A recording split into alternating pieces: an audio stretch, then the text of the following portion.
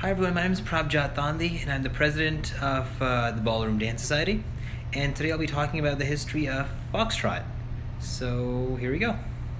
So the type of Foxtrot that we do here at our Ballroom Dance Society is a modern version of Foxtrot.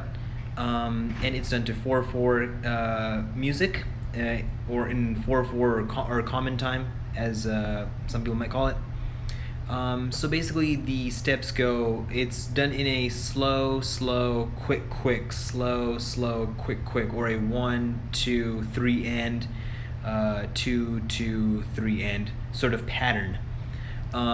And typically the dance tends to move towards the center of the line of dance, in which is the rotation or the movement direction of dance for any ballroom kind of dance. So typically the foxtrot is angled slightly clockwise for the lead or follow in a clock directional term, so that doesn't happen. So everyone stays on the perimeter of the line of dance.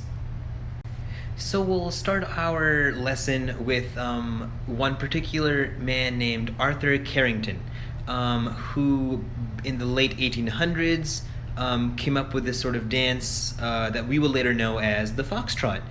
He was a vaudeville performer, a comedian, actor, and dancer. His stage name was Harry Fox. Hence why typically the way the dance moves sort of in a sort of trotting kind of manner, the way a horse would trot. But because of his last name, Fox, Harry Fox, we now know the dance as the Foxtrot. Harry Fox, he took the dance and he popularized it.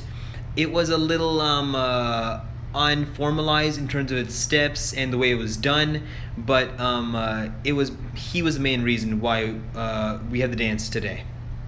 And now we'll talk about how the Foxtrot became popular in our modern present times. So, two very popular TV dance performers, known by their names of Vernon and Irene Castle, you may have heard of them.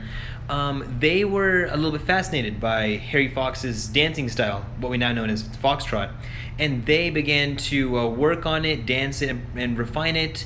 And eventually they got to perform it, and it became popularized in the 1914 Broadway show Watch Your Step, which actually surprisingly made Vernon and Irene Castle very popular for it.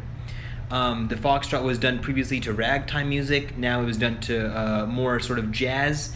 Before it was done at like arm's distance with partners, but Vernon and Irene Castle made it so that it was more smooth and a little bit more close and sensual with the partner, but with the classic now present modern day ballroom close position.